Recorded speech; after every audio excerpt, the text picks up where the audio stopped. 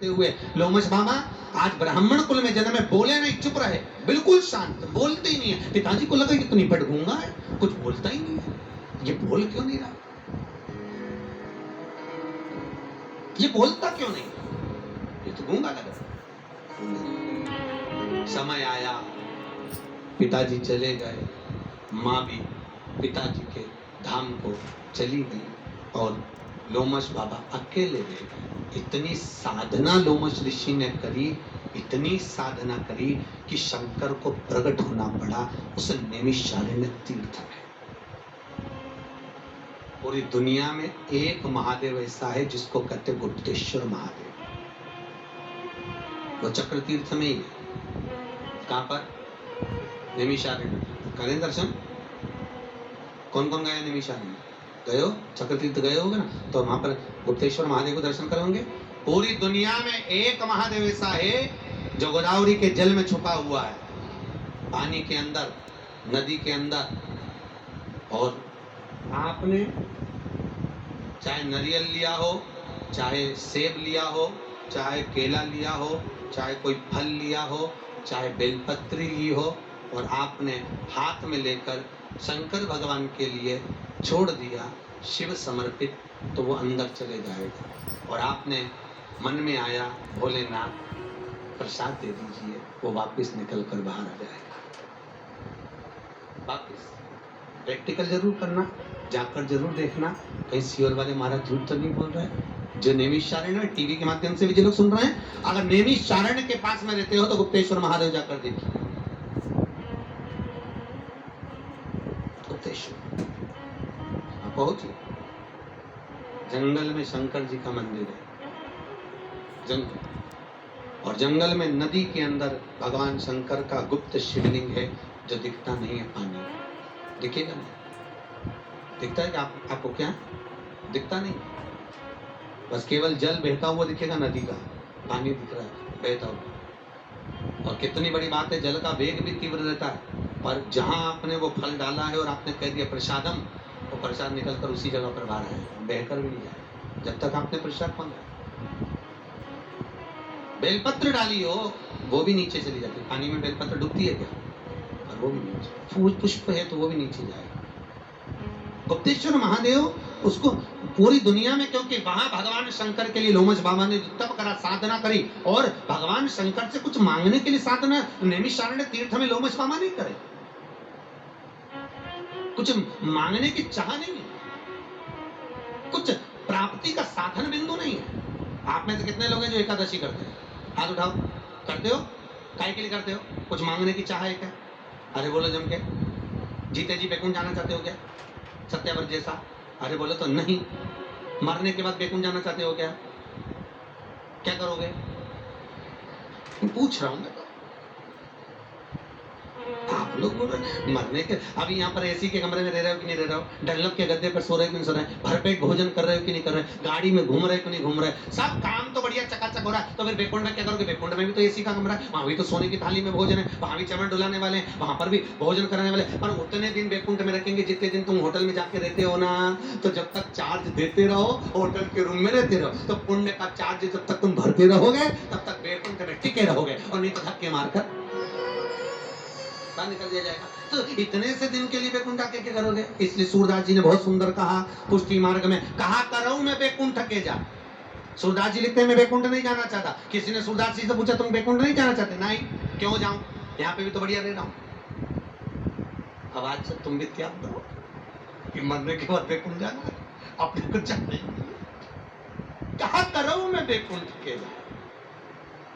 ना तो वहां पर गऊ है, ना वहां गोवर्धन है, और बैकुंठ अगर जाता भी हूं तो वहां करूंगा क्या? तो सूरदास जी से पूछा बैकुंठ नहीं जानता? हाँ। सूरदास जी बोले मैं क्या करूंगा? तो सूरदास जी से पूछा क्यों नहीं जाना चाहते? तो क्या एक प्रैक्टिकल करो, तुम्हारे घर में मेहमान आए, या तुम किसी के यहाँ गए, समझना, या तुम्हारे यहाँ मेहमान आए, तुम्हारा पति मेहमान से 24 घंटे मिलता है, बोलो जम के कितनी देर मिलेगा? मेहमान आए, आओ सा बैठो, बातचीत करी, मुलाकात करी, उसका ऑफिस का समय हो गया, वो ऑफिस चले गया, मेहमान के लिए एसी का रूम खोल दिया, गेस्ट हाउस खोल दिया, आप रहिए, आराम से विश्राम करिए, अतिथि गृह में रुको, खाओ पियो मौज करो। धर्मपत्नी यहीं पर है, लक्ष्मी से कह दिया इनको पूरण पोली, चाकोली, चक्र सब खिला जो बन सके। आज माता सोचे कि अच्छी पूरण पोली हुई जी, अच्छी पूर्ण पोली। तुम्हें याद दिला रहा हूं, 2-3 दिन में तुम्हारे पास आएगी पक्का। अब जो मन सके वो सब खिला इसको, संपूर्ण सामग्री दे। अब धर्म पत्नी स्वागत करेगी कि करेगी मेहमान का? 2 दिन रुके, 4 दिन रुके, खूब आदर करेगी, खूब सम्मान करेगी, खूब आतिथ्य करेगी। खाओ साहब, ले साहब, दूध लीजिए, ये लीजिए, वो लीजिए, खूब आतिथ्य करेगी, खूब प्रेम। पति कब मिलेगा इसको वापिस? रात। कितनी देर बैठेगा? थका हुआ है। अरे बोलो तो आधा घंटा 20 मिनट बैठा, बातचीत करी और साहब बढ़िया आनंद बातचीत गप्पे लगा। वो अपने कमरे में सो गए, वो अपने सवेरे फिर उठे, जब तक इसका ऑफिस का जाने का समय हो गया, ये ऑफिस निकल गया, दिन भर मेहमान घर में। अब बस यही क्रम सूरदास जी कहते हैं हमारा और बैकुंठ का है। हम भी बैकुंठ में जाएंगे। हम सोच रहे हैं नारायण मिलेगा, नारायण के चक्कर में बैकुंठ जा रहे हैं, नारायण के चक्कर में बैकुंठ जा रहा है। किसी ने नारायण से पूछा दुनिया के लोग तुम्हारे चक्कर में बैकुंठ आ रहे हैं तो तुम कितनी देर मिलोगे? तो नारायण ने कहा उनके पतियों से पूछो मेहमान से कितनी देर मिलते हैं, उनके पतियों से पूछो। जितनी देर उनका पति मेहमान से मिलता है, भगवान कहे मेरे बैकुंठ में तुम्हें सब कुछ मिलेगा। एसी का रूम, डल्लब के गद्दे, खूब सोने की थाली में भोजन चमन, सब कुछ मिलेगा। पर अरे जम के बोलो लक्ष्मी में मिलेगी, पर नारायण नहीं मिलेगा। अब जिसके चक्कर में गए वो ही गायब है। तो नारायण से पूछा तुम कहाँ जाते हो? भगवान विष्णु बोले दुनिया के लोग बैकुंठ मेरे चक्कर में आते हैं और मैं अपने भक्तों के चक्कर में नीचे चले जाता हूँ। आज तो प्रपंच में पड़ता ही। तुम वहां, वो अब तुम बताओ, निर्णय त्याग रही हो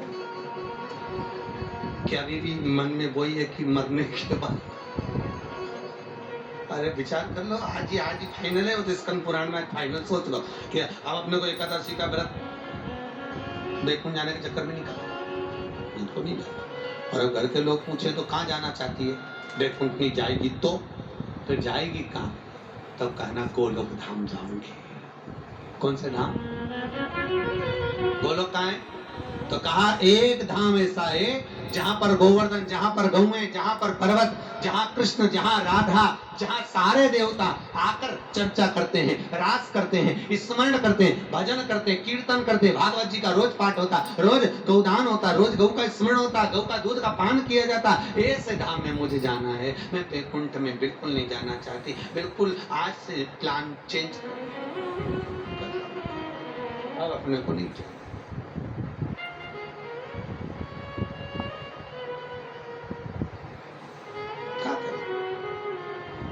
एक विचार हो रहे, अगर तुम कहीं नहीं जाना चाहते तो भगवान स्कंद देव से कह देना मेरे को कहीं नहीं जाना, अगली बार जब पैदा करो तो वापस मुंबई में भेज देना और वापस इसी अंधेरी में, इसी महेश्वरी भवन में फिर कथा सुन।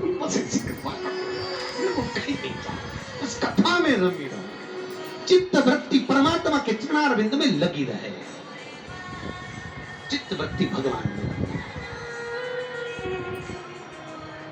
कहे कि मैं हूँ प्रेम रोगी, मेरी दवा तो कराओ, जाओ जाओ जाओ किसी वेद को बुलाओ।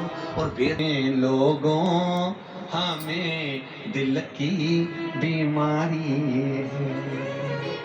सताओ ना, हमें लोगों ना कर पाए। रोग भी हुआ तो ऐसा हुआ, कई रोग ऐसे होते हैं जो साधारण डॉक्टर से इलाज ही नहीं होता। साहब दौड़कर लोग मुंबई आते हैं, रोग भी साधारण नहीं है, रोग भी भारी। तो दिल का एक रोग ऐसा हो परमात्मा की कथा में मिटे। जहां सत्संग में जाऊं वहां चित्त लगे, वृत्ति लगे, आनंद।